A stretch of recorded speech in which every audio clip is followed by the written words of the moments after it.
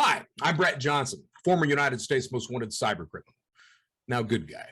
Or as the United States Secret Service called me, the original internet godfather. Now, how do you get that title?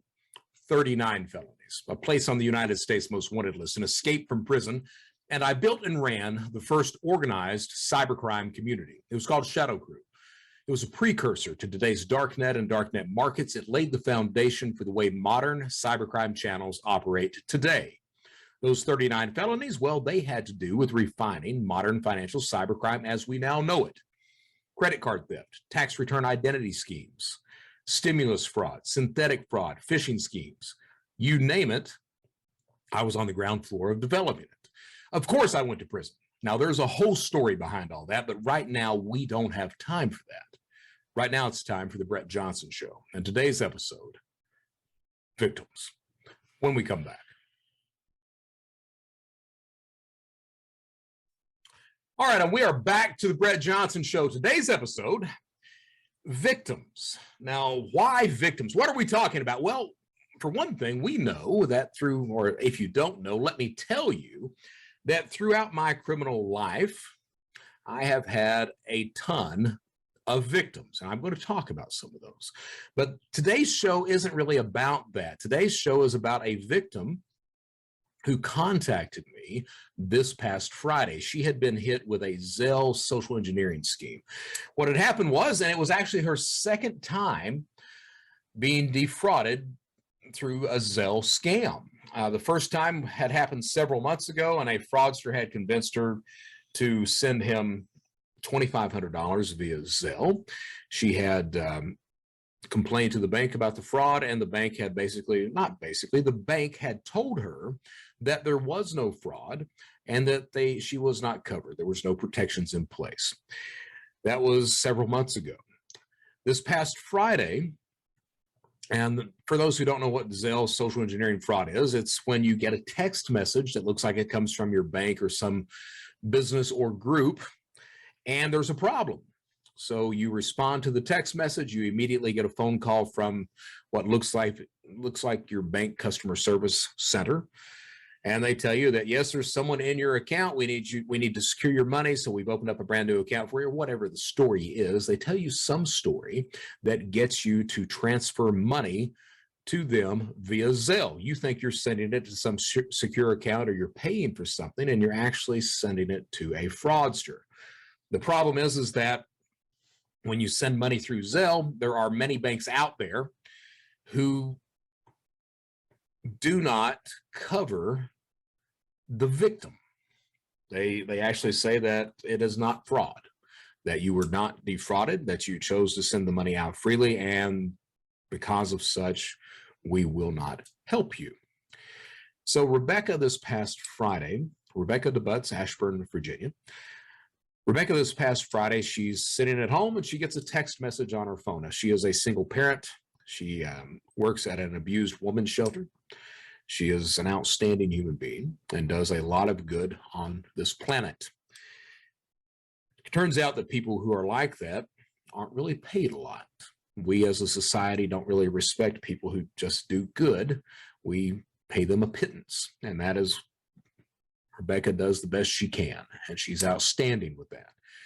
So she gets a text message on her phone that looks like it comes from Dominion Power Company, and they're saying on the text message that they've got an order to cut her power off. Now, I don't know if anyone out there in La La Land has ever been poor enough that they have their power cut or threaten to have their power cut. I have been in that situation, both as a child and as an adult.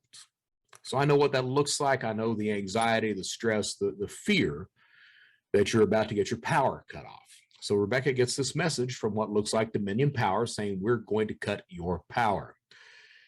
She responds to the text message, gets a call claiming to be Dominion Power customer service. And they say, yes, we've got an order to cut your power in 45 minutes, unless you pay what you owe. So Rebecca is like, how do I need to pay? Well, the only way you can fix this is pay us directly. We do accept ZELLE. So she had already been hit with Zelle fraud once before, several months ago. She tells the person on the other end of the line, no, I don't want to use Zelle because I was defrauded just a few months ago. And the person says, that's really the only way we can make sure that your power is not going to get cut. I mean, they're en route right now to cut your power. So she's like, okay, let's go ahead and do it. So she goes ahead and pays what she thinks is her power bill through Zelle. Phone call ends. She's sitting there a minute. It starts to niggle at her. You know, something's wrong. That little feeling in the back of your neck. So she picks up the phone, calls her bank, Wells Fargo, and says, hey, I think I may have been defrauded. And the person on the other end of the line, the Wells Fargo customer service agent, tells Rebecca, yes, it was a phishing scheme. We are aware of that attack happening right now. Do they give her money back? Could they have recalled the money right then? Yes, they could have. They didn't. Instead, they file a claim. They don't give her a provisional credit. They don't tell her her money's going to come back or anything else. And I want you guys to understand that for those who don't know what Zelle is, it's a payment service where you can send money peer-to-peer, all right? And it's instantaneous. So even though it's instantaneous, you can still recall that money. It's like you can notify the other bank, the receiving bank, hey, this is a fraudulent transaction. You need to send it back to us. And they will. They will. But Wells didn't do that at that point in time. They basically told Rebecca, hey, we'll investigate it. Now, this is a woman who needs her money. She's poor. She needs her money. She's trying to raise a child by herself. So she didn't know what to do. She contacts me. Will you help me? I have had throughout my life, those who don't know, I was a lifetime criminal, career criminal. I had a lot of victims. I hurt and brought harm to a lot of people. And I regret that every single day. There was one instance where a woman had a coin collection for sale on eBay. She was selling that to get the money to she was a single parent. She was selling that to get the money to put a roof on the house for her and her kids. I stole that from her. I wrecked people's retirement accounts. I did just despicable things. And now that I'm on the good guy side of things, that I'm doing things right with my life, I feel it's my job when someone asks me for help that I help them as much as I possibly can. I'm serious about this. When I say that I work hard to protect businesses and consumers from the type of person that I used to be, I mean that shit. When someone reaches out and asks me for help, I am going to help you. I'm going to do everything that I can to help you. There have been people I've turned down. And typically the people I've turned down have been part of a Ponzi scheme, and they knew they were part of a Ponzi scheme when they started, and then they got all upset that they didn't profit from the Ponzi scheme. There was a couple there just a few months ago that tried to pull that bullshit with me. Rebecca's not like that. Rebecca just got hit with a scam.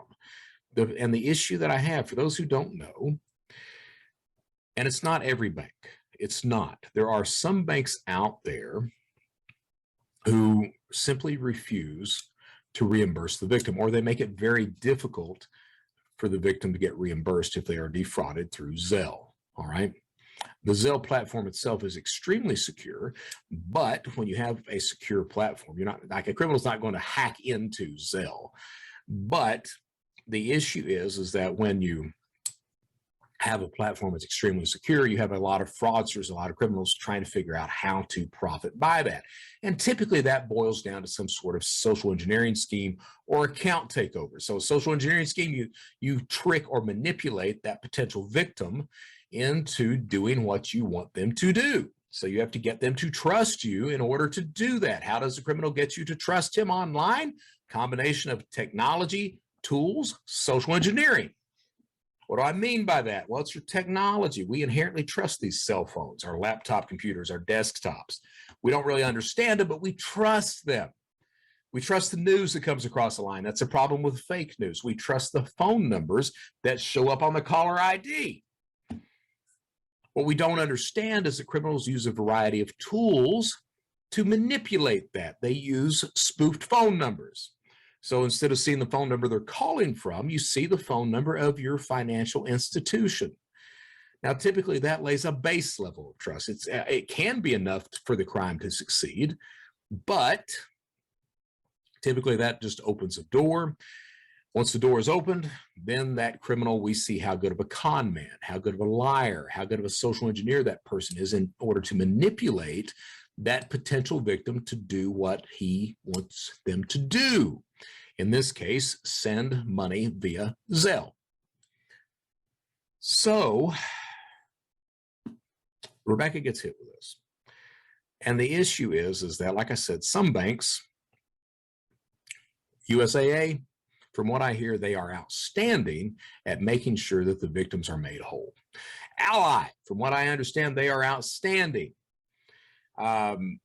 Navy Federal Credit Union, another great bank over there. And those aren't the only ones. There are several out there. There are some banks who make it difficult. Rebecca had some difficulty with Wells Fargo, and she banks with Wells Fargo. Now, that does not mean that Wells Fargo just doesn't want to take care of victims. I don't believe that. I think sometimes it can seem that way, but I think that there are people in every single bank that work hard every day to protect customers, to make things safer overall, and to do the right thing. I do think that once you get in some of these corporate structures, these mazes, that they're kind of built to deter people from proceeding. You know, they work hard, it seems sometimes to me, and maybe I'm wrong, but it seems sometimes to me that these corporate structures, these mazes that people sometimes have to go through, are built to wear people out, to cause them to get exasperated and walk away and never be heard from again. I don't know, it seems that way because a lot of these victims of ZELLE fraud, they tend to give up. They get worn out trying to contact a human or trying to get their claim up to a proper department that can make a decision on giving them their money back. So it's a huge issue. And some of these banks are adamant in saying that, well, our platform is secure and the person chose to send money to a criminal. Therefore, it is not fraud. Now, there's an issue with that. And the issue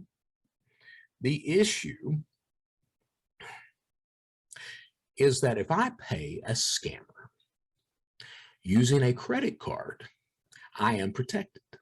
If I pay that same scammer using ZELLE, I am not protected. Now, this show is not about ZELLE. It's not, but I wanted you to know what was going on with Rebecca, because what happens is she contacts me and she's like, will you help me? And I was like, yes, I will help you. So what I did was, I didn't know what else to do. My only social media is LinkedIn. I've got a Facebook account. I've got a Twitter account. I probably have an Instagram account. But I don't use them because I was locked up when the whole social media thing hit. I missed that boat. I don't have a frame of reference in it. I don't get it. You know, those 10,000 friends you've got on Facebook, they ain't friends. They ain't acquaintances. There's some sort of weird notch on a virtual belt somewhere. But a lot of people call them friends. So I don't understand social media. I don't get it. The only social media I do understand is LinkedIn, because that's where I do my business. So I posted on LinkedIn about Rebecca, about her asking for help. And what I said was I wanted to talk to someone that called the shots with reimbursing victims of ZELLE fraud, because what I figured was going on is whoever Rebecca was talking to was just the first tier of the structure. And at the first tier, you're dealing with someone who has no permissions to do anything. They're reading from a script, and basically their function is to block people from going on to the next level. And it works pretty effectively, because sometimes it gets very difficult to get past those people, to get booted up to somebody that can actually make a decision on something. People give up after a while. They just throw their hands in the air and walk away. So I wanted to bypass that. I was like, no, at the end of the day, you go up high enough, there's one person that calls the shots. There's one person that can give her her money back. I want to talk to that person. The response was extraordinary. I have currently it's over 97,000 views, almost 7,000 Wells Fargo employees have viewed it. I had employees, I had people across the planet reach out and offer to help, give instruction, links, everything else, email addresses, all that. I had several Wells Fargo employees contact me and offer to help, give assistance, everything else. And then someone gave me the name of Robert Shiflett, the VP over at Wells. And I sent him, this was Friday night, probably 1:30 in the morning going into Saturday. I sent him a direct message on LinkedIn and explained everything to him and asked for his help. I woke up at 4:30. By 5:30, I think it's 5:36, I had a message from Mr. Shiflett saying, hey, we've got this. Another 30 minutes later, he asked for the claim numbers of her claims. I gave him those.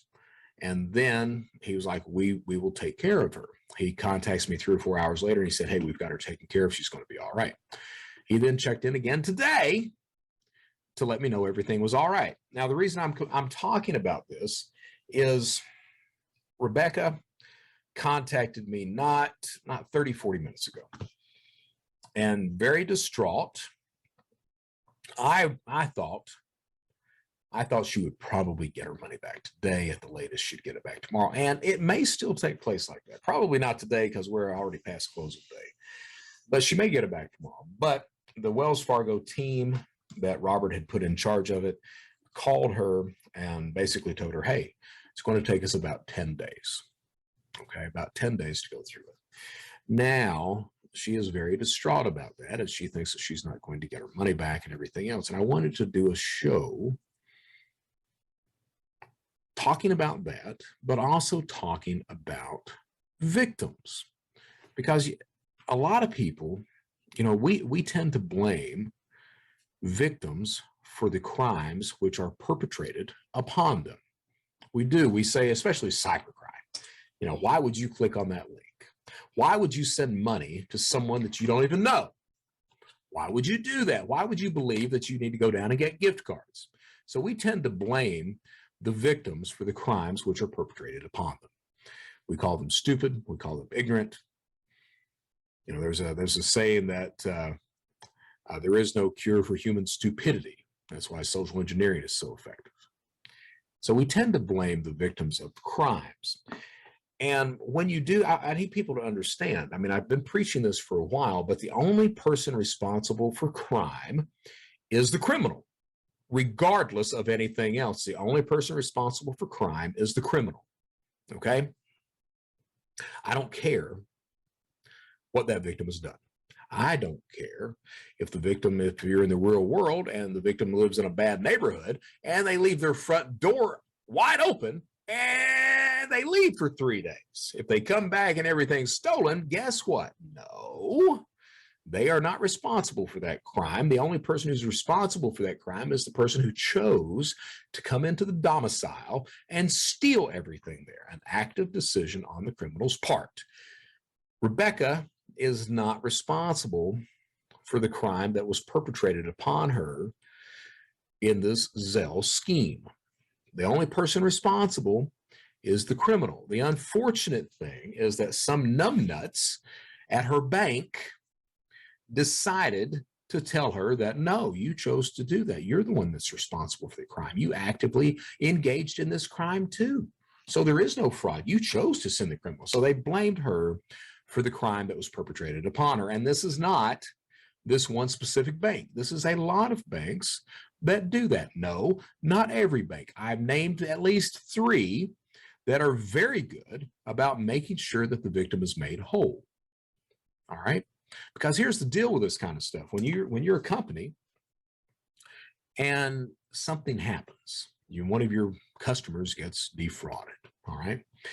And then you make it even worse by blaming the victim for the fraud or the crime that was perpetrated upon them, thereby victimizing them even further. When you do that, guess what? Well, there's a saying that says that trust is gained in droplets, but it's lost in buckets. Here's the truth of the matter. A customer who has a good experience, they won't really tell anybody at all about it. They'll just go on about their day and not worry about things. A customer who has a bad experience, they will tell everybody and anybody who will listen, and they will keep talking about it. They will sow distrust and destroy faith for your company as much as they possibly can.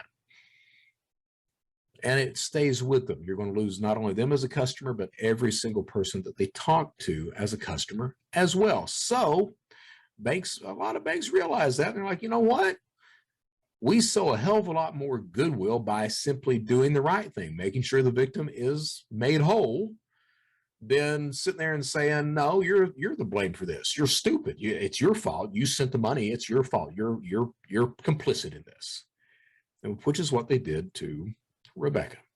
Now, again, I don't think that everyone at Wells Fargo was like that. I don't. But her interactions with the people that she was there was bad enough that it colored her entire perception of that financial institution. All right. So my perception, and my perception is different from hers, and hers is not incorrect because it's her perception. She can have whatever views she wants to. She's entitled to that. She's been through this hell. So if this is her perception, by God, she's entitled to it. My perception of Wells Fargo, because of my interaction and what happened, was very smooth, was top notch. I have a great deal of respect for Robert Shiflett already. And I honestly believe that Rebecca is going to get her money back. I have no doubt of that. I really firmly believe that. I expected it would happen by tomorrow, but it looks like it's going to happen in about 10 days. All right. So I honestly think she's going to get it back. I don't think that they're going to say no. I think they're going to do the right thing. Rebecca's perception, because of the way that she was treated the past few months, banging her head up against the wall, being told by whatever customer service agent she was communicating with, or agents she was communicating with, that the crime was basically her fault, that has colored her perception to the point where she doesn't trust anybody over there. Okay, anybody. She doesn't trust them. She doesn't think she's going to get her money back. She thinks they're just jerking her around. She thinks they don't care.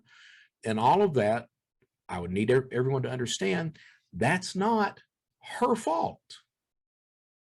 That is the customer service reps at the bank that she's trying to contact and get her money back from. All right, that's their fault. They did that. She didn't. And I think that's one of the things I want to talk about today. We blame the victims of crime for the crimes that are perpetrated upon them. Now, not all of us do that, but there's a good segment of society that does. And I really think that we've got to get to the point where we understand and appreciate. And I got to tell you, I am not the guy. I have severe problems with empathy. I do. It may not fucking seem like it right now, but I do. I was locked up. I went through this cognitive behavioral therapy program, and it was constantly pointed out to me, Brett, you don't have empathy for anybody. You don't have any empathy at all. You're completely without empathy. So I've worked on that, and I've tried, and I don't.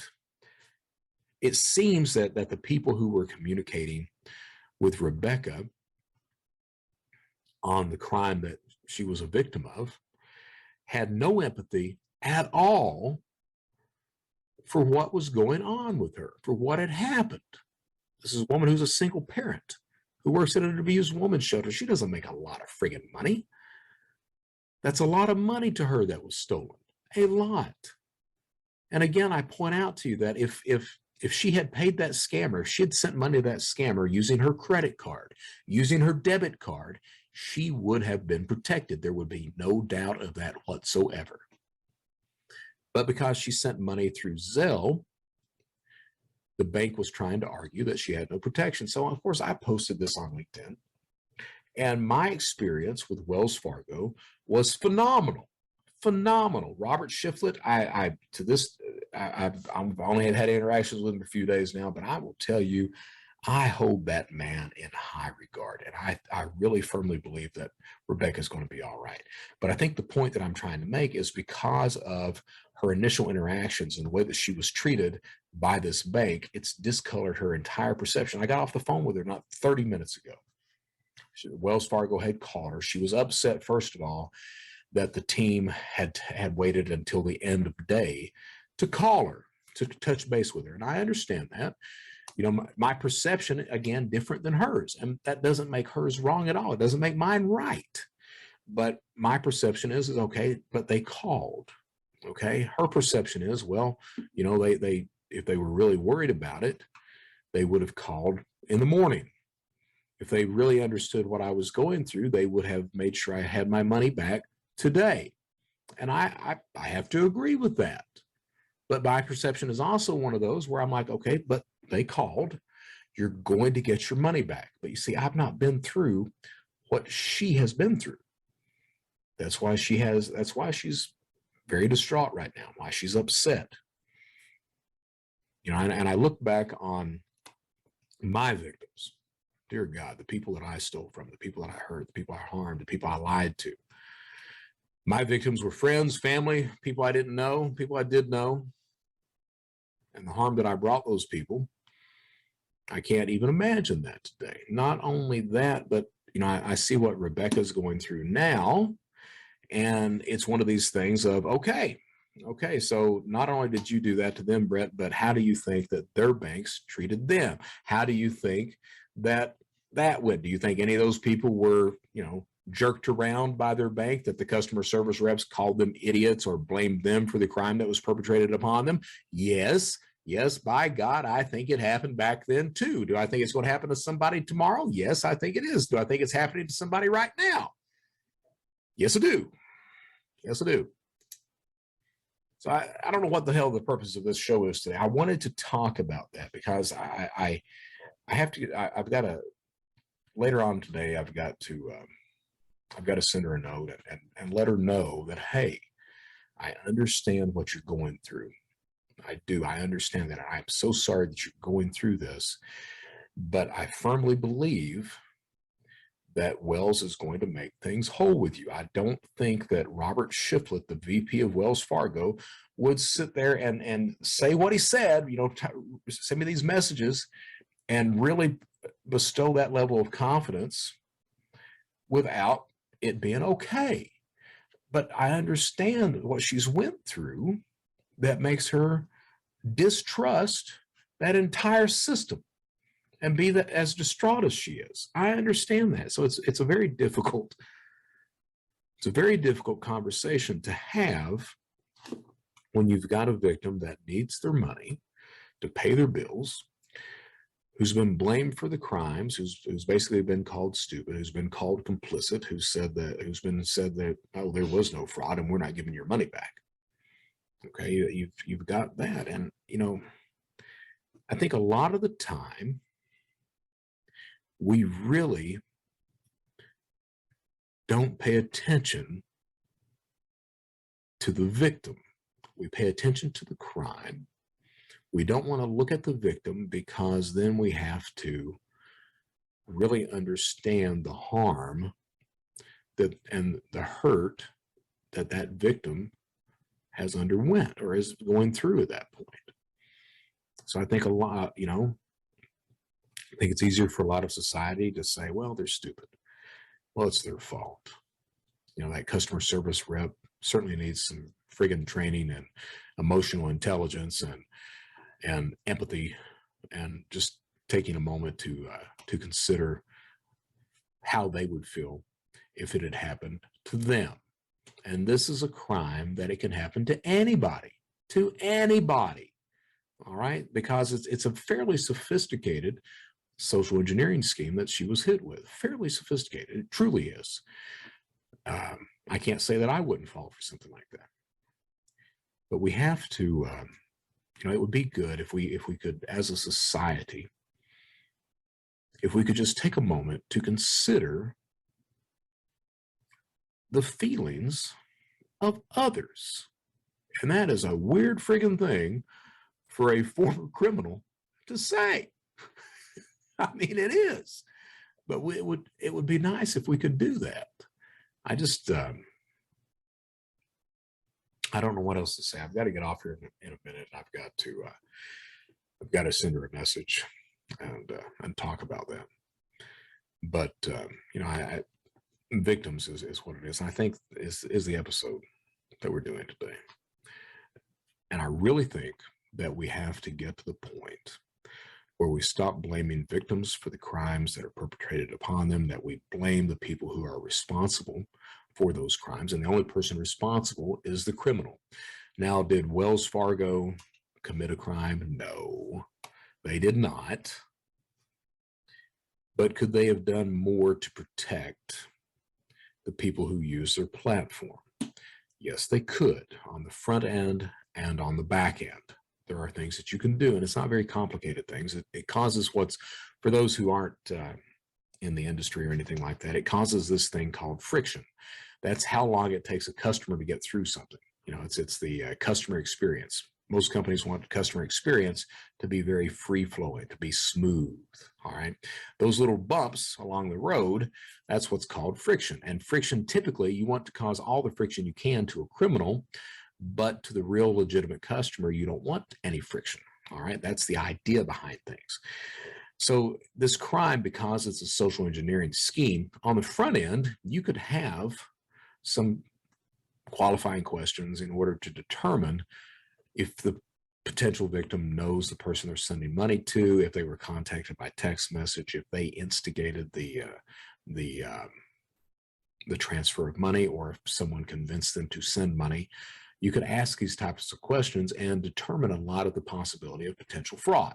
That's not being done. You need warnings up there, and the warnings, that there are some warnings up there. There are some codes that are sent out, things like that, but they are very easy for a fraudster to navigate or manipulate an individual past.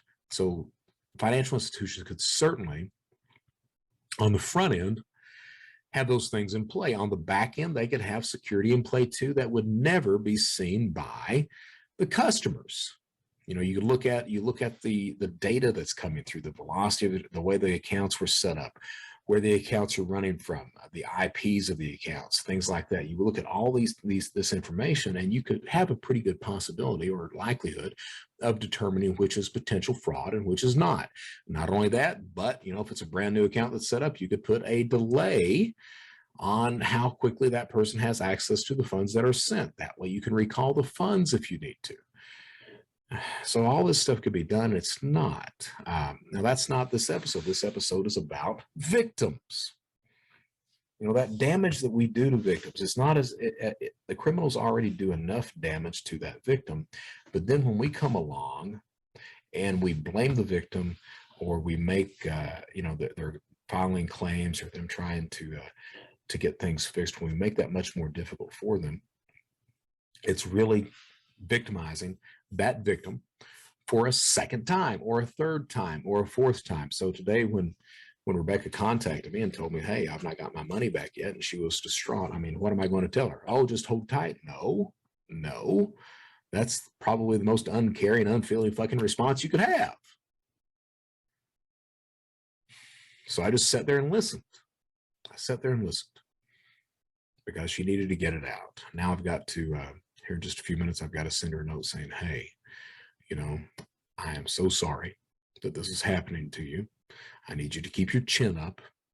I really believe, I know what you're going through. I'm sorry you're going through that, but I really believe that you're going to get your money back on this. So I just need you to please hang tight. All right. And I'm going to have to contact the VP and say, hey, this is what she's going through. And, you know, I believe you. I've got faith in you that everything's going to be all right, but I just need you to know what she's going through at the same time. You know, and that's all because that's not my fault. That's not her fault. That's not Robert Shiflett's fault. That's whoever her initial contacts were at Wells Fargo that basically brushed her off.